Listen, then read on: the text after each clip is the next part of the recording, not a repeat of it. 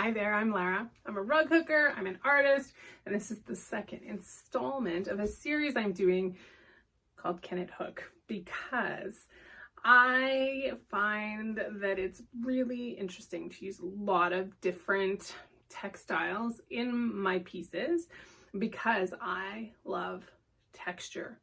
I am always looking to bring more texture into the pieces that I use, and a lot of what I put into my big trees is wool that I reclaim from a lot of sports coats that I get at the thrift store, but I also put all kinds of other things in there, whether it's jersey, whether it's kind of satin fabrics. I use all kinds of things. And so I find people often ask me if something would work in hooking.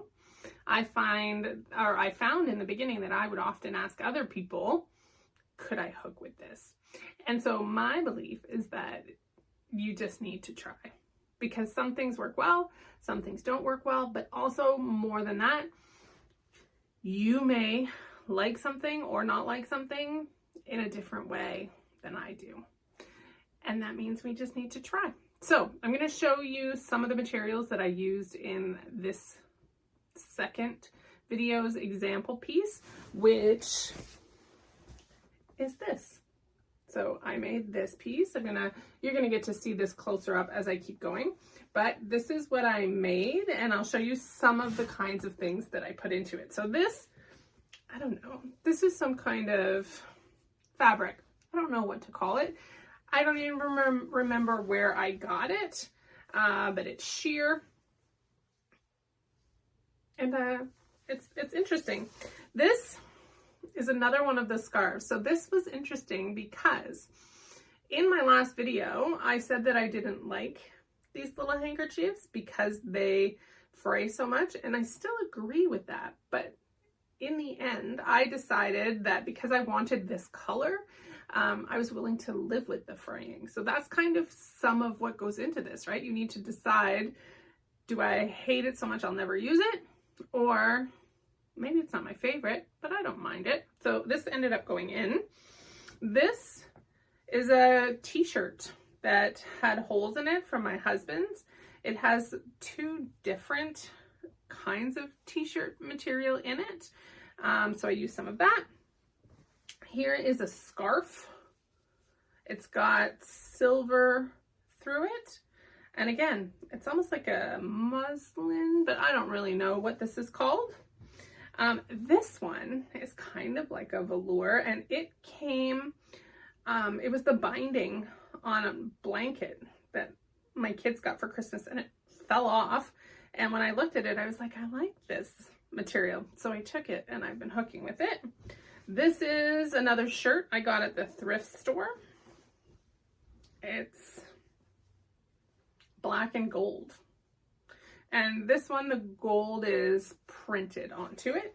And then last but not least, when I get the sports coats that I use the wool for my trees with, I have to take them apart. There's a lot of extra material, and there's always lining. And lining is what I used for the clouds in this piece. So those are the materials that I used in this piece. I'm going to go a little bit more in depth and show you the specific piece and how each thing worked. And I hope you'll let me know in the comments if you're still enjoying this series, and subscribe if you're interested, because that helps me know it's worth doing more of these. And then let me know what you think of each different thing and whether or not you would try it once I go more in depth. All right, so this is a little bit more up close, and as you can see, it's kind of like a landscape.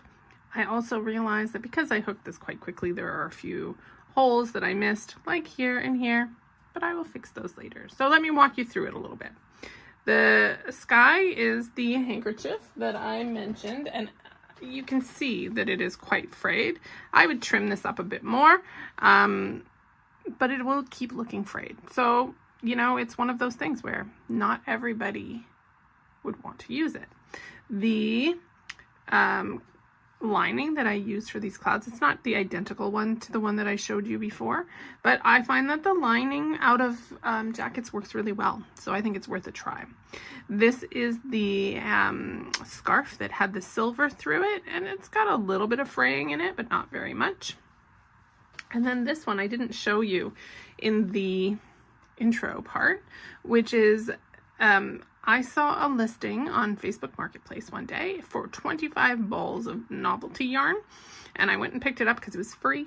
And I love working with all kinds of sparkly things. So there's a variety that I got in that pack, but unfortunately, most of it was quite musty. So that led me to trying to figure out what to do about that. I found that unwinding it, putting it inside a pillowcase, washing it with a gentle laundry detergent inside of a pillowcase on gentle, and then drying it in the sun has taken out pretty much all of the smell out of some of them. It's interesting because there's 4 different colors. Some of them it came out well, some of it didn't, but that was a good way to try.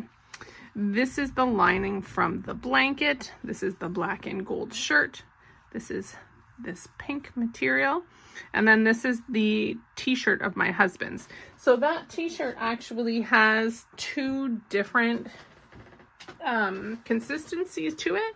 So this is just basically regular t-shirt, but some of it is more, I just don't know how to call it, but it's a bit more waffly somehow. And so I found that it hooked better when I cut slightly bigger strips, because then it would roll a little bit, but it didn't really roll otherwise. So that's what I put into this. I'm gonna fill these holes in and then keep these examples for later. I am continuing to put together kits, and they're not just kits necessarily from one of these, but they've kind of got a mix of all kinds of things from different projects. And if you're interested, you'll have to let me know. Thank you so much for joining me for another installment of Can It Hook?